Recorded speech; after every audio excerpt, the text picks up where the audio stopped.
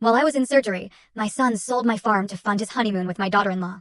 When I returned, he joked, "Thanks to your farm, my wife's going to see the Bahamas."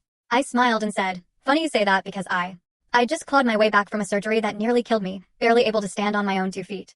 But the moment I stepped back into my home, my own son, Matthew, delivered a blow that hit harder than any knife.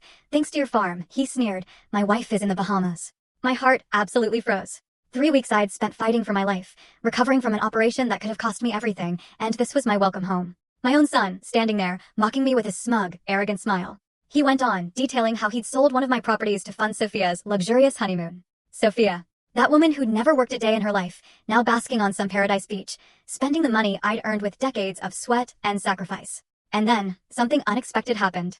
Even I didn't see it coming. I started to laugh. A deep, genuine laugh that rumbled up from the very bottom of my chest. Matthew's arrogant smile faltered. His eyes narrowed in confusion. "Dad, what's so funny?" he asked, his voice betraying a hint of unease. I kept laughing, slowly taking off the green jacket I'd worn for travel. 40 years. 40 years I'd spent building a farming empire, waking before dawn, supervising every single detail of my land. I'd sacrificed vacations, comforts, everything to secure their future, my children's future. And this was my firstborn's greeting. This was his betrayal. "Oh, Matthew," I finally managed to say, still chuckling, "if only you knew what you just did." His face drained of all color. The arrogance evaporated like morning dew under a blazing sun. "What? What do you mean?" he stammered, his hands visibly starting to tremble. I walked towards him slowly. While I lay in that hospital bed, fighting for every breath, my son had made the single stupidest decision of his life. And the worst part? He had no idea just how stupid it was. "The farm you sold, my dear son," I said, wiping away a lingering tear of laughter. "Did you really think that I, after a lifetime working this land, would leave my properties without any legal protection?" Matthew swallowed hard. "Dad, I had the deeds. Everything was in order.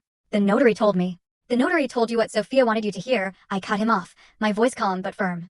"Because my dear daughter-in-law knew exactly what paper she was putting in front of you to sign." Silence descended between us, thick and heavy. I watched my son's face as he slowly processed my words, his brain struggling to connect dots he clearly didn't want to connect. "How much did you get for the sale?" I asked, my voice still outwardly calm, though inside, a storm of fury and disappointment was brewing, threatening to consume me whole. $200,000, he murmured, avoiding my gaze. It was enough for the honeymoon and to pay some debts we had. I laughed again, but this time, the sound was bitter, tinged with a deep, painful irony. $200,000, I repeated, savoring each word, for a property worth. I paused. No, I wasn't going to. Full story on the channel. Link below. Click now and watch what happened next.